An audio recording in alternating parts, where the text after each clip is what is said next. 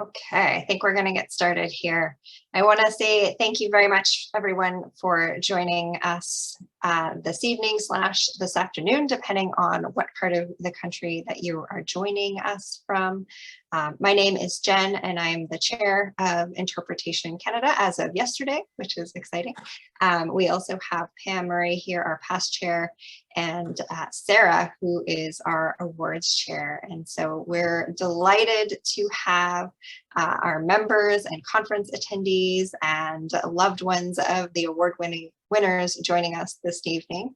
And I won't take up much time here. I just wanted to say hello and welcome, and I'll pass it off to Sarah to get us started. Thanks so much, Jen. Hi, everyone. My name is Sarah Rao, and as Jen says, I'm the awards chair, though now I'm moving to secretary position with Interpretation Canada. So welcome to the awards celebration. We are so excited that you all could be here to help us celebrate all of the amazing achievements across the country of all the different interpreters. I want to welcome a special welcome to any of the award winners who have joined us tonight, or any family members, friends, loved ones, and then to all of our members as well. So welcome. Today, I am speaking to you from the traditional land of the Ojibwe Nation and the homeland of the Métis. I'm on Robinson Superior Treaty, which is the northern part of just north shore of Lake Superior. I am a settler in this land, and that I now call home, and I work and play.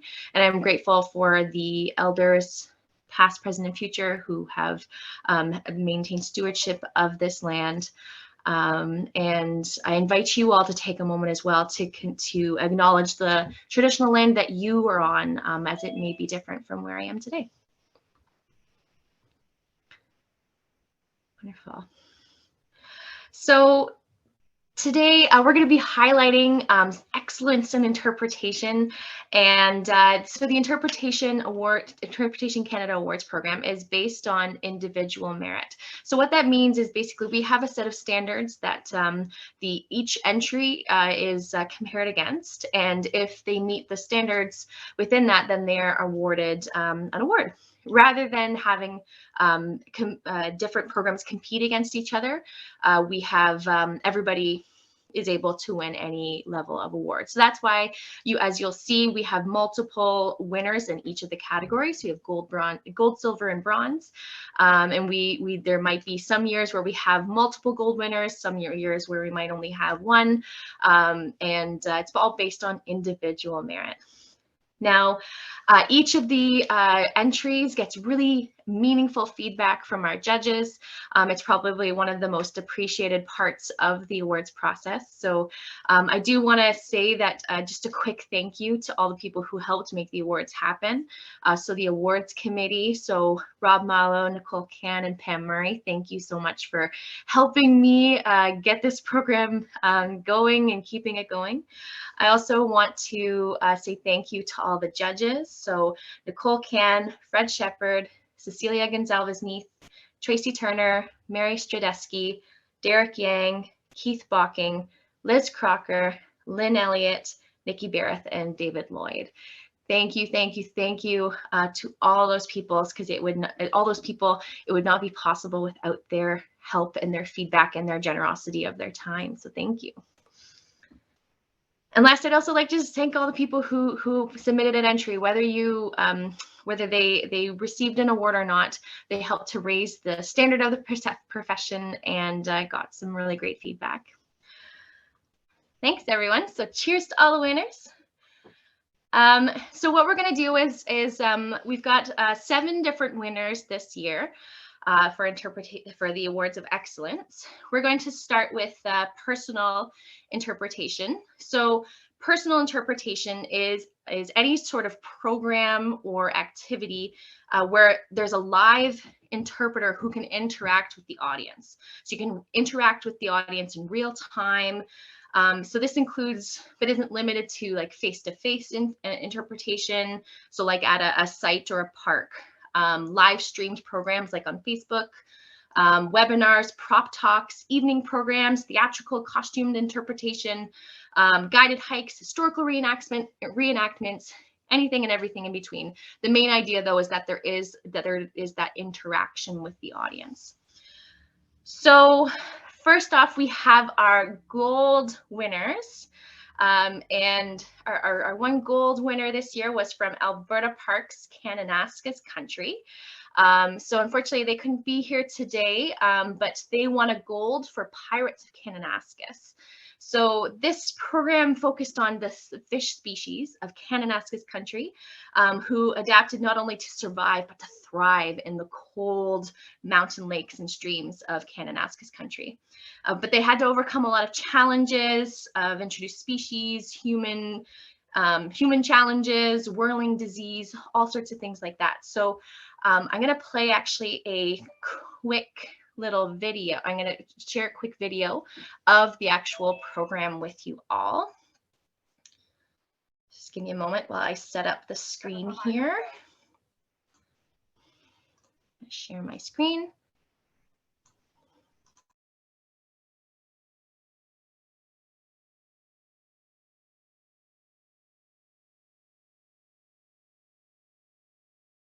Let us remind ourselves why we must fight against our introduced foes. I suppose you'd be expecting me to dance for you now.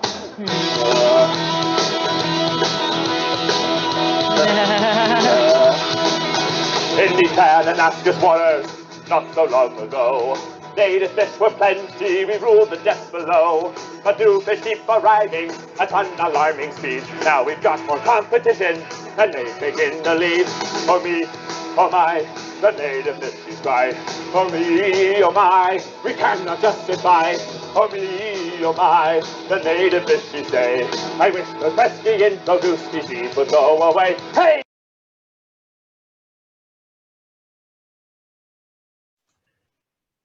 Wonderful. So Kananaskis country, Pirates of Kananaskis, they, as you can see, it's a one-man show. Oh, sorry, I'm trying to exit out of this. It was a one-man musical where he changed costumes numerous times, had numerous characters and puppets singing and dancing, and it was absolutely fantastic. If you are interested, you can actually watch the full program on our website. And this was done during COVID, where they could have everybody separated out. So from the judges, they said that this was an absolute masterclass in theatrical interpretation with the right balance of those fishy facts, fish fun, enthusiasm, costume changes, audience participation, oversized props, and song and a dance. So it was, and they said it was a one-man show that was so impressive that it would take at least 2 other interpreters to pull off what he did. So congratulations to Alberta Parks, Kananaskis country, and Joe Fowler, who was the interpreter for that program. Also from Alberta Parks, Kananaskis country, we had Julie Ryan, who won a silver for her Phantom of Chiroptera. So this was another theatrical program. Oh, sorry, let me get back to my screen there. Another theatrical program. This one was about the bats of Kananaskis country, because there's a lot of dark mythology and unsubstantiated fears surrounding bats. So they kind of dove into the natural history that reveals the fascinating biology of bats, and how they've adapted. So Chiroptera is a family of bats, and how they're worthy of our protection. So they won a silver for their program. And again, they couldn't be here today, so I'm just going to play a clip from their program. Just bear with me here while I get the video queued up. Okay, and I need to share my screen.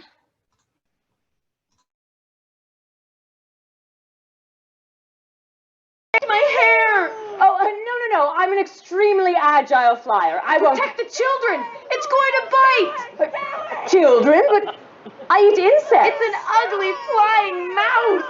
I am not a mouse! I'm actually more closely related to humans. Am I ugly? It's gonna suck my blood just like in that movie. Run! Get away! Wait, where are you going? They think I'm evil? They think I'm bad? Why? Because I'm the only mammal that can fly? Well, can I help it if I have hands that also happen to be wings? Maybe they think I'm evil because I fly around in the pitch dark. Well, it's just the way I'm adapted. Or maybe they think I'm evil because I laugh like this.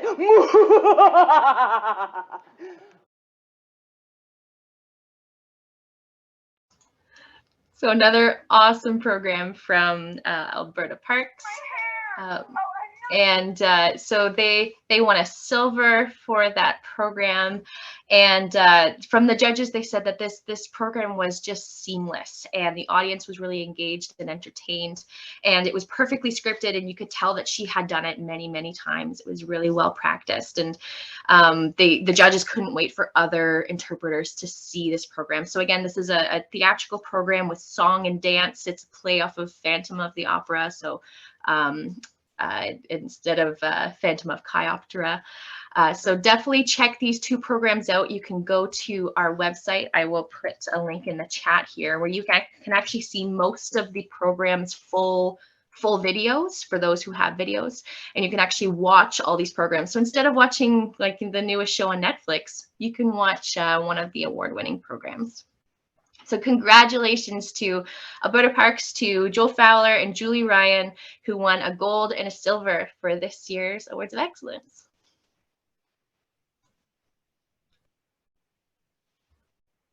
Right. So next up, we have another silver in our personal interpretation category. Virtual Ritsvo Ukrainian Christmas from the Ukrainian Cultural Heritage Village won a silver this year for their program on Ukrainian traditions and foods, and how it's specifically drawn on how Ukrainians in East Central Alberta celebrated the holiday prior to 1930, which is part of the museum's mandate of what what they talk about.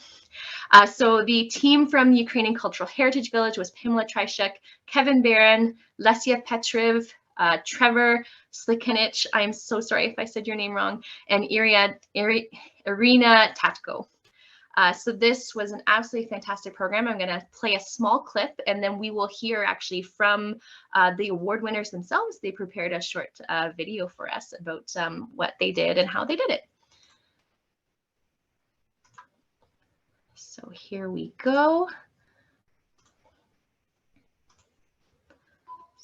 I'm just going to get my screen set up, so bear with me here. One thing I do want to note is that you'll notice that one side of the screen is gray.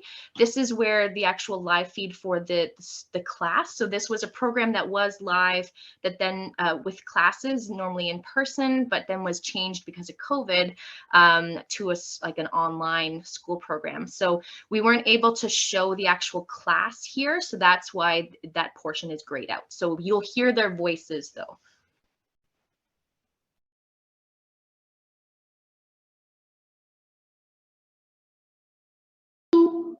Color. I just pinch the ends and I pinch the ends and I create color. What is color? I'm showing you. What is color? Circle. Very good. When you look at the circle, can you say color? Color. Very good. When you look at the colored circle, do you see any beginnings and ends? No. It doesn't have no ends, and that is a circle. In the real breath, represents the circle of life, the family. How children have to bring it together. Nobody can break.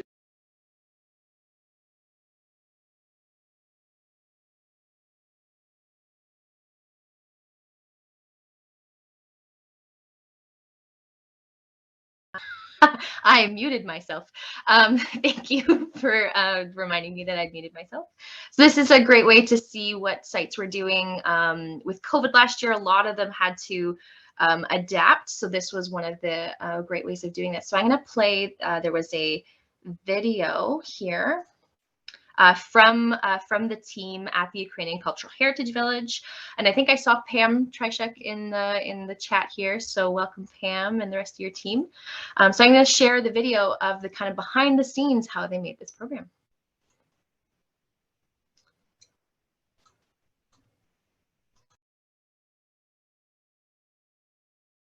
Hello, Dobry den. My name is Pam Trishek, and I'm the Head of Education and Interpretation at the Ukrainian Cultural Heritage Village near Edmonton, Alberta.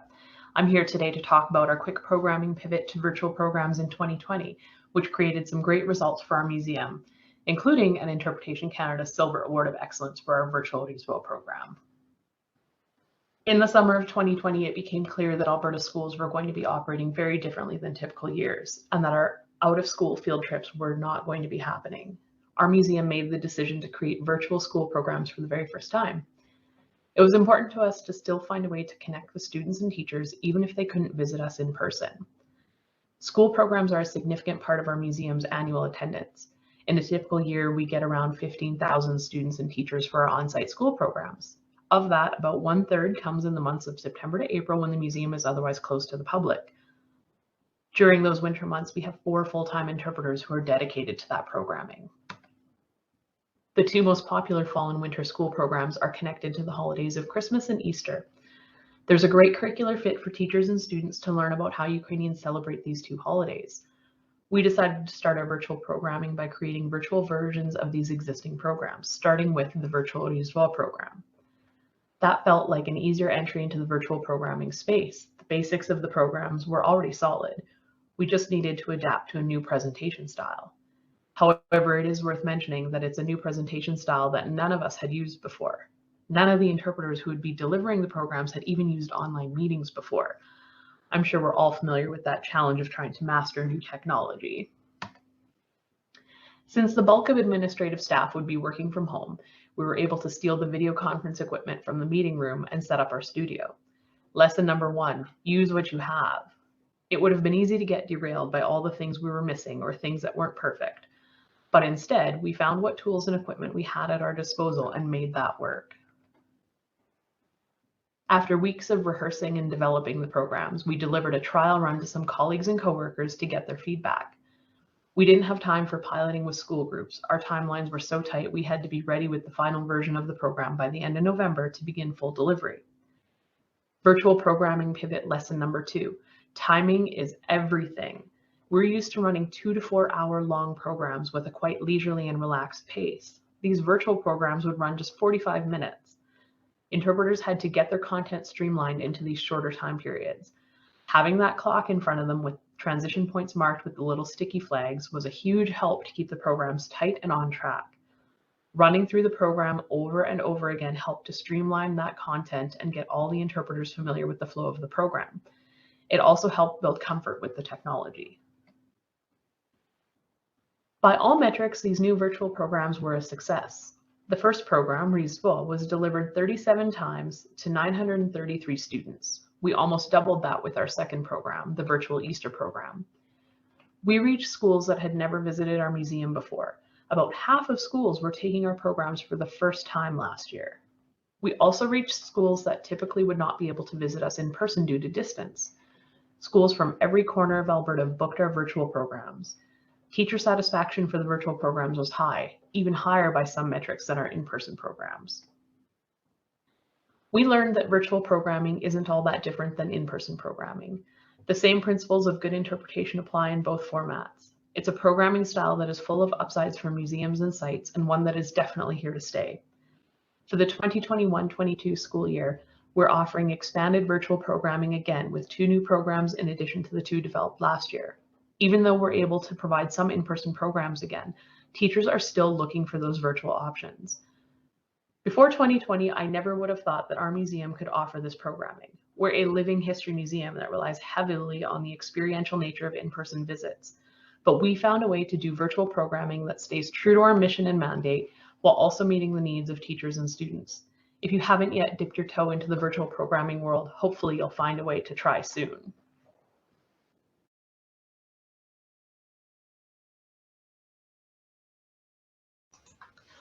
Right, so well done to the team at the Ukrainian Cultural Heritage Village. The judges had absolutely fantastic things to say. They were saying that like, taking a living history program and making it virtual is a huge challenge, and you rose to the challenge. And the video, which I showed there of the goulash baking, was masterfully delivered, and the judges could smell the bread baking. So, and it was two master interpreters. So kudos and well done to the team at the Ukrainian Cultural Heritage Village. Congratulations on your Silver Awards of Excellence. Cheers.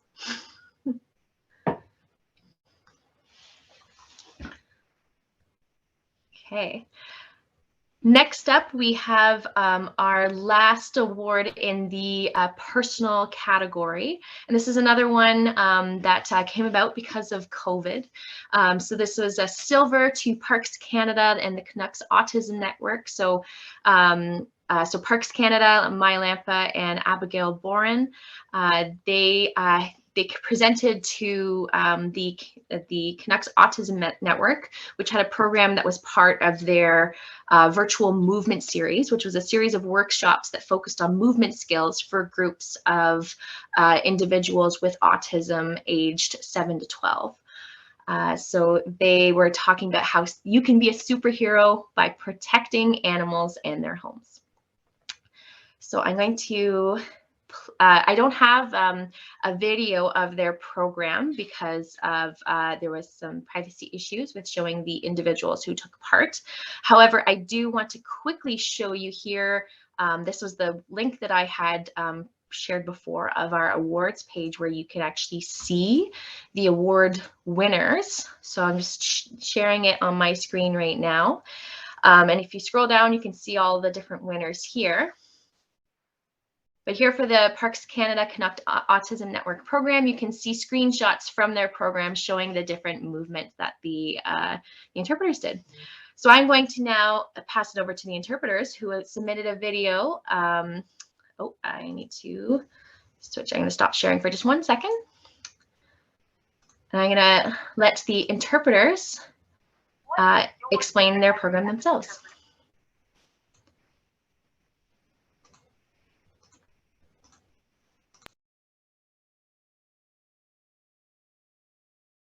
What is your favorite memory as an interpreter? Mine has to do with a little girl, maybe 4 or 5 years old, who joined a virtual program that I was leading last summer.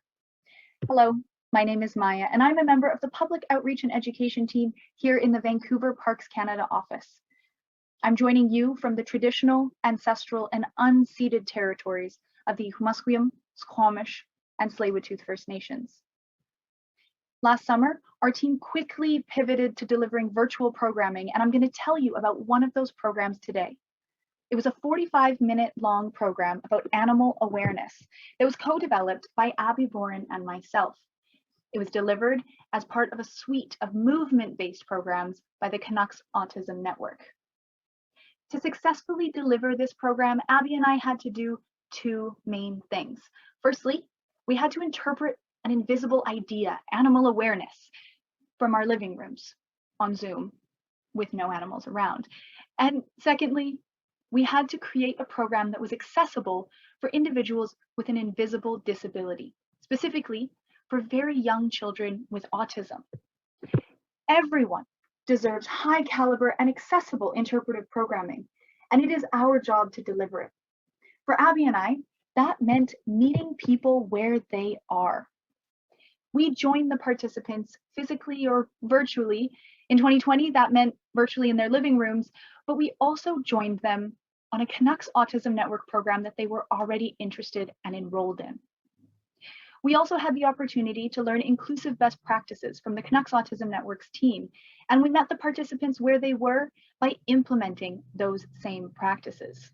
For example, we learned how to count down from 5 in sign language so that participants could follow along. This was a useful convention for both verbal and nonverbal participants, and it was also a convention that they expected from their coaches. We also adapted the structure of our program to the Canucks Autism Network's group schedule, which sets very clear expectations and reduces the chances of unwanted surprises for the participants along the way. Now, it's important to mention that inclusive best practices actually make any program easier to follow for folks with or without invisible disabilities. And it's worth emphasizing that invisible disabilities are inherently invisible. So we should always be striving to create high caliber and accessible interpretive programming. Now, one morning when Abby and I were starting our program, there was a little girl who kept her camera up like this. So we could just see the tippy top of her head. And at the beginning of our program, we asked the participants whether they like the salmon or the bat more, both animals that we'll learn more about later. The little girl refused to answer. That's okay. We asked her to signal to us, hands on your head for the bat or shoulders for the salmon. The bat won. We proceeded with our program, and the little girl was participating, though generally quiet and off screen. Then came bear safety. Abby popped onto the screen as a bear, and the little girl's eyebrows shot up. And then her camera angle moved down. This was already a success. We'd made a connection. Then I asked a question. When we visit the Pacific Rim National Park Reserve, should we get super close to the bears so that we can see them? Or should we stay super far away from the bears for safety? And the tiniest little hand shot up. Well, I was with my family on vacation and we saw a bear, and what we did was this. Shh. And she tiptoed backwards. And we were off to the races. The little girl was sharing stories left, right, and center, and it was amazing to see how her confidence increased in just 45 minutes. It was absolutely essential that we met her where she was. We didn't demand participation she wasn't willing to give. We used language and a program structure that was familiar to her. And we went to her at the Canucks Autism Network program that she loves. Everyone deserves high caliber and accessible interpretive programming, and it is our job to deliver it. Meeting people where they are is absolutely essential to delivering accessible programming. So I ask you, how can you meet people where they are? And is there anyone that you aren't connecting with because you expect them to come to you? Thank you very much for your attention today. Merci beaucoup. And thank you to Interpretation Canada for the opportunity to participate in the conference this year and for recognizing our program with a Silver Award of Excellence. Again, my name is Maya. I'm from Parks Canada. Please reach out if you have any questions. Feel free to contact any of the emails on the screen. We would love to continue a conversation about accessible programming with you. And until then, enjoy the rest of the conference. Goodbye and au revoir.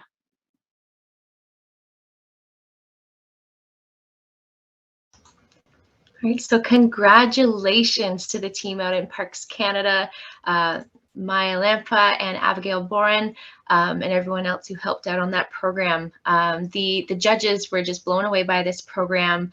They were impressed by how you found a way to bring a wilderness walk into the homes of the participants, and it was and the judges said it was really great to see how much the presenters actually thought about their audience when creating this program. Because remote presentations for children are a really new thing, and the presenters did such a great job of structuring it. So congratulations. I believe I saw Maya here, so congratulations, Maya, and well done on your presentation, your program. And cheers. Sorry, I keep on forgetting to cheers. Wonderful. Next, we're going to be moving on to our non-personal interpretation category. So interpretation, non-personal interpretation doesn't rely on the physical presence of an interpreter and doesn't allow the audience to interact with the interpreter in real time. So this is something that, because of COVID, it was important to kind of identify that not able to interact in real time, because even though, like, say for these virtual programs, you can not be in the physically same space, but you're still able to interact with the interpreter, like we've seen in the previous programs.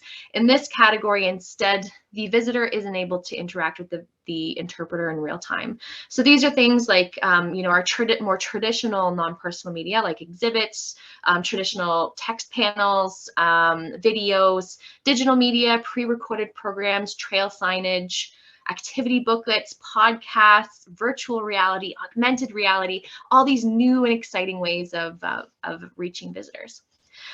So first off in this category, we have a silver from with the program Learn Where You Live from the Wild Pacific Trail Society, and Tanya Nestorik was the interpreter for that program. So this video was part of a series of videos from the Wild Pacific Trail Society out on the West Coast.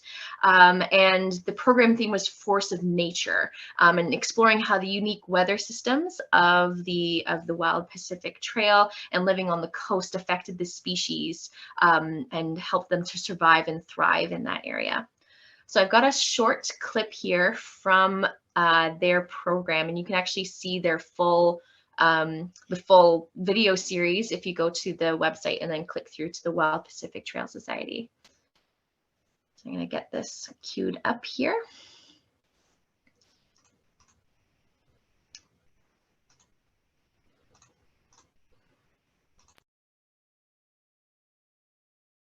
Hey everyone, Tanya here, your naturalist on the Wild Pacific Trail. Today we are going to explore the unique weather systems that come with living on.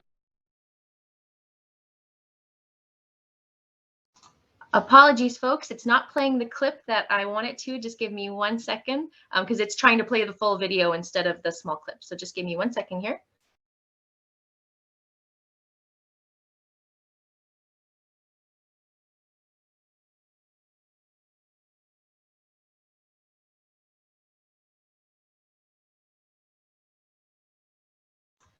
Sorry about that. Here we go.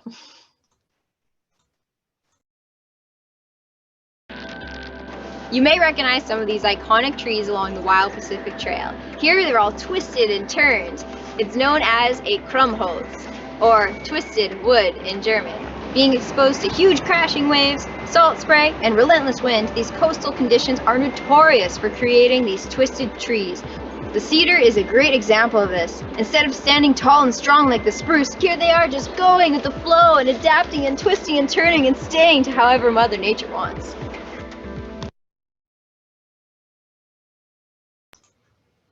Wonderful. So the Wild Pacific Trail Society and Tanya Nestorik, they did an absolutely fantastic job here, and they also shared a video of their behind the scenes. So just going to switch over to that video, and I'll let Tanya explain the process for herself.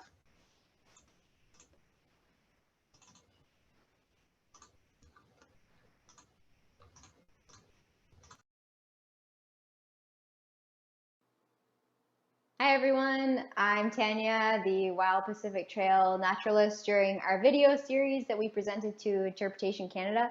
Thanks for joining me today. The Wild Pacific Trail is a spectacular coastal trail network. It's a walking trail that's over 9 kilometers now and growing, and it goes along the cliffs and the rocky shoreline through the temperate rainforests of the west coast of Vancouver Island. It's located in Ucluelet, British Columbia, which is just south of neighboring Tofino. The trail itself is a unique outdoor classroom. However, during the pandemic, our regular bio-donation programs, walks and talks, were canceled. So instead, we rose to the challenge and tried to bring the trail online.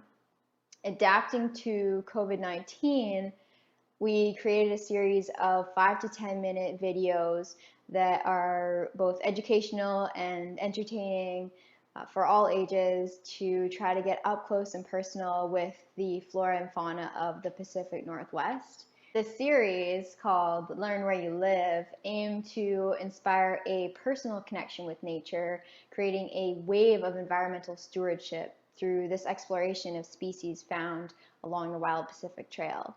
In these videos, Indigenous elders and teachers share traditional knowledge and insights with our partnership with the Inuktitut, Ucluelet, and Toloquiet Nation.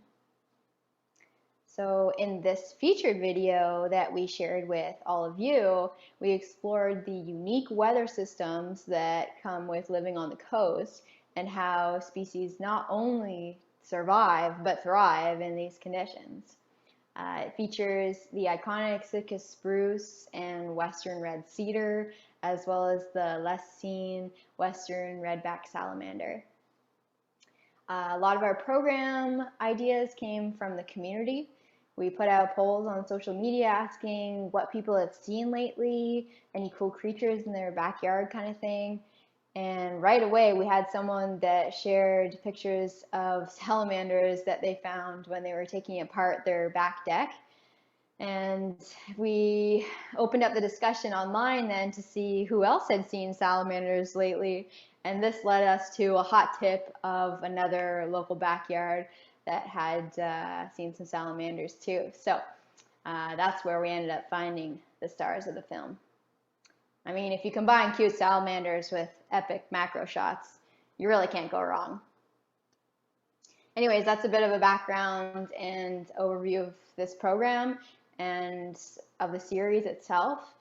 And we also had a few tips and tricks for anyone creating similar programs, what we've learned from doing these programs, and even things we do ourselves if we were to go ahead and continue with the series. So I'll just share a few of those with you now.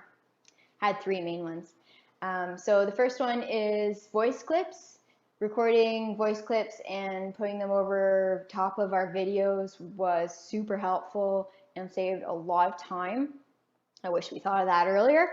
But yeah, especially for the intro and conclusion, when you want to provide links to other episodes on YouTube and different platforms, that was all a learning experience for us. Even uploading to YouTube, creating an account, and yeah, everything was new. So watching tutorials was really helpful online to figure out the ins and outs of that for someone that's completely new to it as well. The second thing was timelines. We gave ourselves an insane timeline of 2 weeks to research, write, record, edit, and post the videos, which often turned into 3 or 4 weeks, which was really ideal to have enough time, especially when coordinating with the guest speakers and gathering all of the Indigenous knowledge from our community and beyond. And then thirdly, I just wanted to mention Creative Commons. If you haven't heard of that website, it was a great resource for us to use free for use videos, photos, and stills that you can use in your own videos.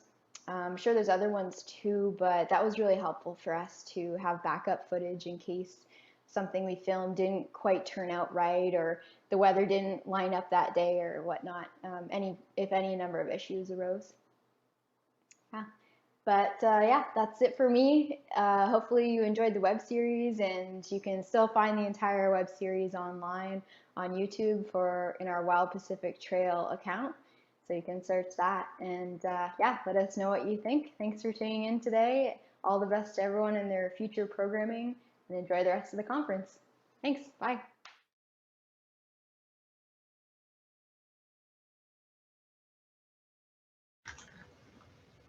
So thanks to Tanya for submitting that videos. I don't think she's here today, but if you can always reach out to her if she has any questions.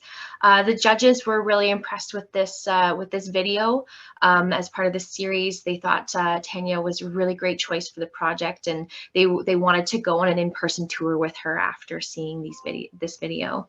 And one of the judges said that there's this one line, they've invented ways of growing insulated layers of skin. This was the absolute favorite line of this judge from the whole video, and a perfect example of his understanding best practices. So it was really great overall quality. So cheers on your Silver Award of Excellence to Tanya Nestoric and the Wild Pacific Trail Society. Now we have two programs left. This next one came from Parks Canada at Prince Albert National Park. It was Cree Long John and Quinn Franks from the team there created Botanical Ramble. So this was a really amazing way of pivoting, as the word is, the kind of buzzword, pivoting during COVID. So Botanical Ramble, as you can see here, was a trail that they created in at their site, within the town site. And they actually submitted a video here. Let me just pull it up. Just give me 1 second. because it's a trail, there wasn't a video, it was mostly pictures that were submitted, but they have submitted a video to talk about their program.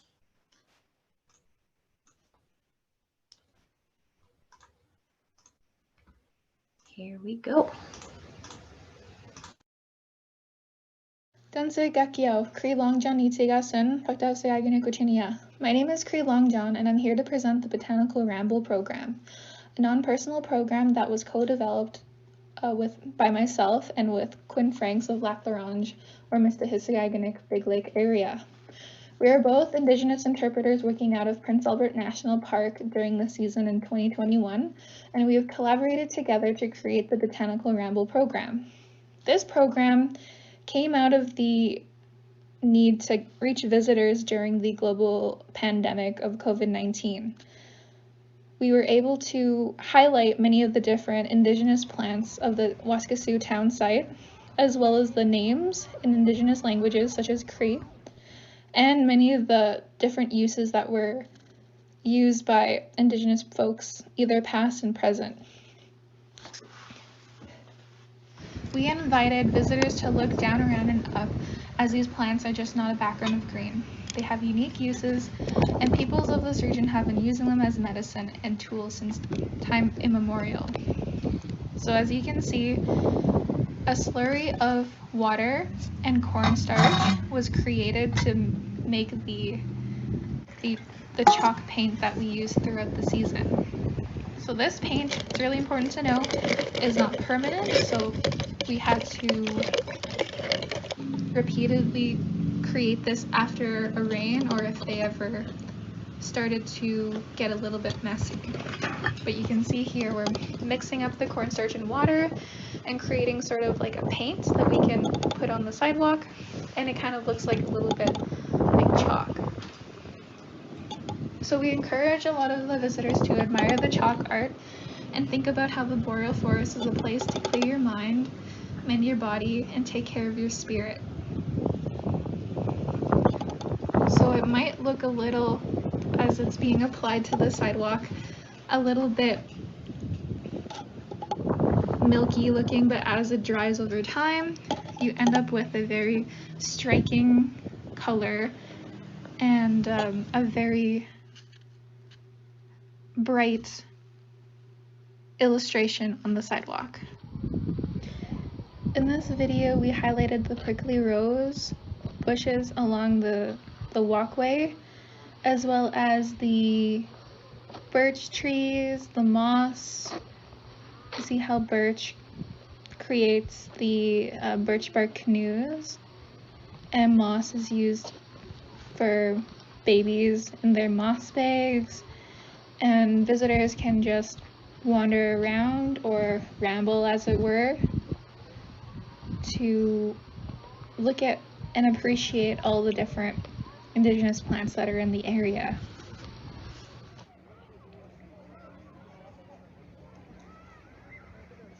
Quinn and I are really pleased that this program had received recognition and got an award. We really hope that we were able to spark some creativity, and that this is something that you could do in your park to highlight the Indigenous plants of your area. Kananaskis, thank you so much for this chance for me to present, and I hope you really enjoy. Have a good day.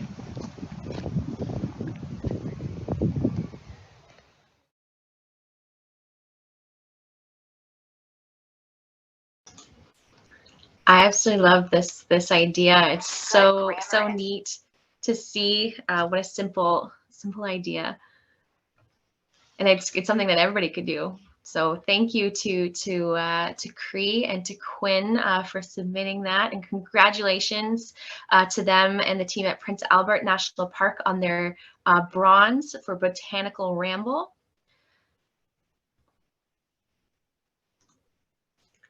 So from the judges, they were really impressed because a lot of things last summer with COVID, as many of you know, were done on the fly, trying to figure out and navigate this new COVID world that we were all living in. So trying to respond in such a creative way to bring some sort of normalcy back to visitors' lives. The judges were really, really impressed, and it really encapsulated the problem solving. So well done, and cheers and a toast to the team at Prince Albert National Park.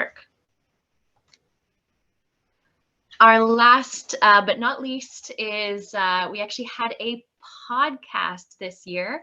Very, very exciting. So One Great History podcast, Alex Judge and Sabrina Yankee, or Sabrina Jank, I'm sorry if I've said your last name wrong. They submitted their One Great History podcast. You can actually listen to it anywhere where you can find podcasts. And basically, they submitted an episode about If Day, or the fake Nazi invasion of Winnipeg. So they basically their podcast, they're talking about the history, the kind of hidden history of hidden and weird history of Winnipeg. And they strive to highlight the many ways that Winnipeg and its citizens have impacted the course of Canadian history. So they had 7-episode first season.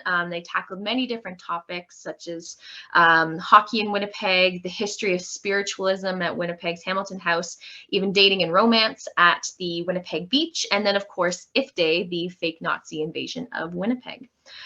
I'm going to try my best here. I want to try to play a small clip of the podcast. I'm really hoping it'll work. So just give me 1 second here. Reported that there had been no person to blame. Yeah. So it's not. Okay. Sorry, just give me 1 second here. 5740 is the.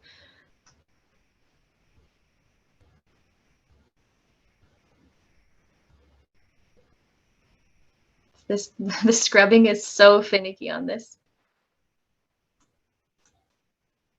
Oh, excessively. Yeah, so we're going to answer that question. So. Okay, so I think I've got it here. So let me just share my screen, and then I encourage you to listen. There's no visual for this.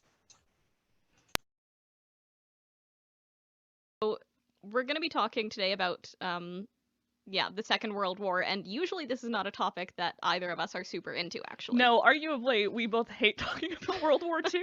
If Day, it seems to be the one big exception for us. Yes, and I think we're both more into, like, the home front generally. Oh, absolutely, yeah. But, like, there is kind of an interesting aspect to the war in general, I think, in Winnipeg, and to, like, any war that we've fought in, which is, like, we've always been so far away from any war that we've ever fought in. And so the question is, like, what does it mean to be at war when you're not actually seeing the war? Mm-hmm. Right? And how do you make a population care about something that's literally on the other side of the world? The answer is If Day. Right. So if you're Winnipeg, you stage a fake Nazi invasion. Yeah. And I feel like the important thing to note before we get into If Day itself is that If Day was not Winnipeg's first encounter with Nazis, and inarguably the first encounter was a lot more serious and a lot less fun. But it's worth acknowledging just in terms of, like, the difference a decade makes in our attitude. Yeah, in general, Nazis are not fun. No. No. Let's go on record with that. This is our hot take of the day. Nazis are bad. So if we go back just a decade before If Day, and then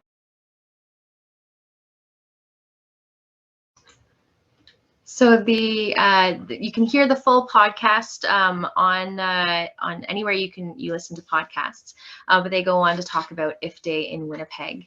Now they submitted a video for talking about their kind of behind the scenes. So I will pass it over to them to give a bit more background on their program. Hi, I'm Sabrina.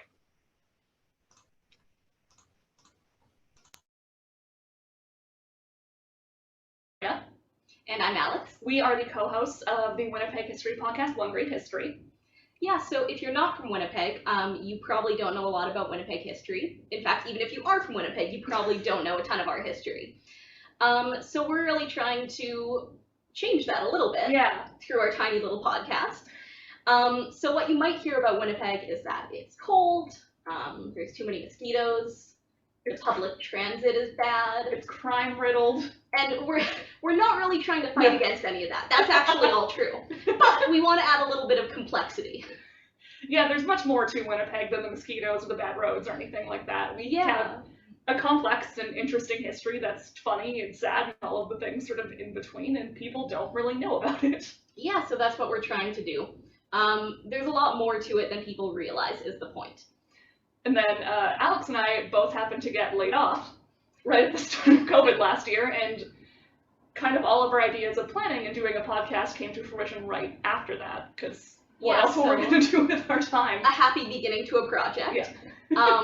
But it's gone really well so far. We've discussed quite a few topics already, including If Day, which was a made-up Nazi invasion of Winnipeg.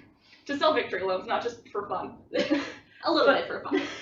But also stuff like Winnipeg Beach, the history of the women's suffrage movement in Manitoba in the early 1900s, and Prohibition. Lots of exciting things. But it's been kind of a difference from what our careers were before, because Alex and I both actually worked in public interpretation, working with people, generally.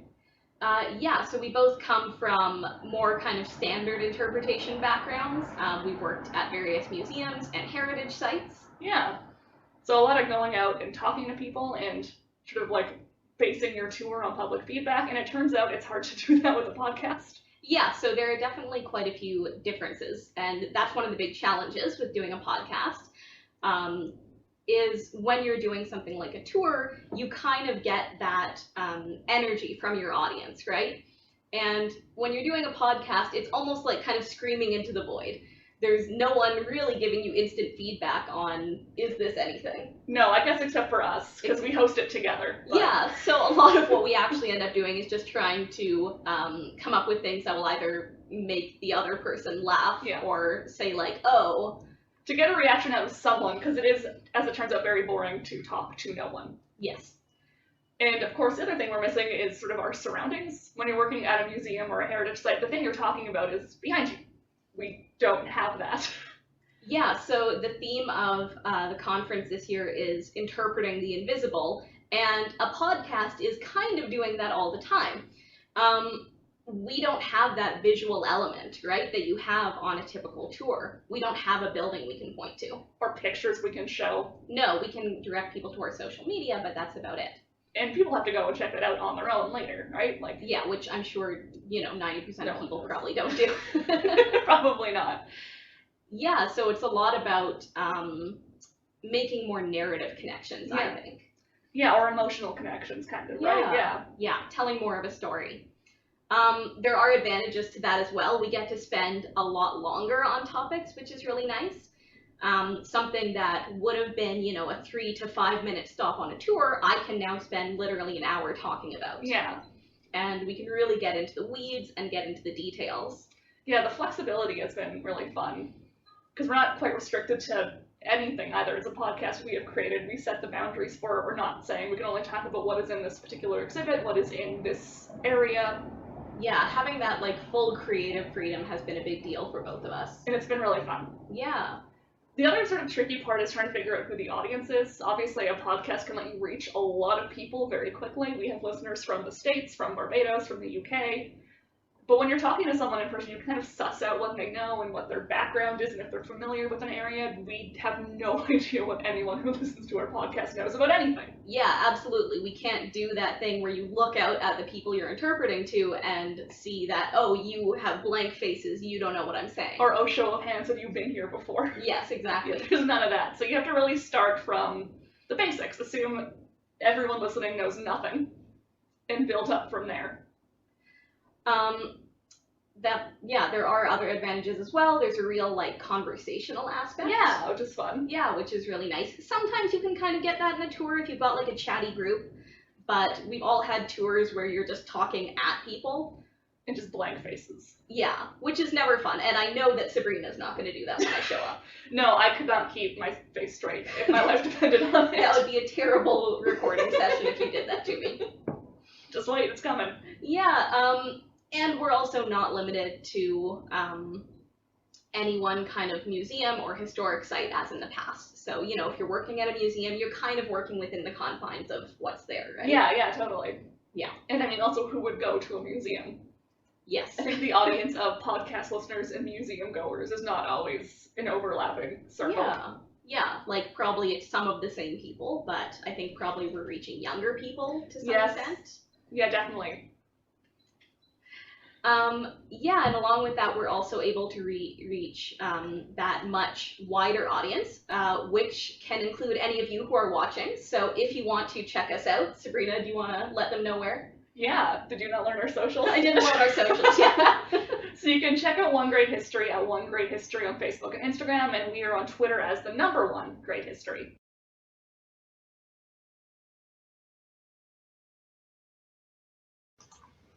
Awesome. So yeah, such engaging speakers. So congratulations to the team there with One Great History. The judges were really impressed with this. They loved the microhistory approach and the individual stories as part of the larger narrative. They really liked the conversational aspect of the program, as you could see from that video. Everything didn't sound terribly scripted, and it more sounded like you were sitting in the room listening to them chat. So it was really entertaining, and the judges were really impressed with the podcast. So you can definitely check out their podcast. They have even more since they've submitted this one for an entry. So congratulations to Alex Judge and Sabrina Yankee from One Great History. So that wraps up the winners of the Awards of Excellence for 2020. As you can see, many of them rose to the occasion of COVID and trying to figure out how to reach audiences during such a strange and new time and difficult time for some people. So thank you to everyone. Thank you to all the winners. If you were here today, congratulations again. Thanks to everyone who joined us in celebrating all of their achievements. If you are interested in seeing the full programs, I will post the link again here where you can actually check out all of the winners. And as well, you can also check out not only the winners from this from 2020, but from the past 4 years. Some of them have the videos, others just have descriptions of the programs. If you wish, you can actually submit one of your programs for this year's Award of Excellence. It is open right now up until November 30th. So you can submit your entry for this year's Awards of Excellence. I just want to say thank you to everyone for coming out to celebrate. And if you attended the conference, thank you for celebrating. I hope you enjoyed it. I'll stick around if anybody wants to like chit chat or ask questions. But I hope you have a great evening. Thank you. Merci.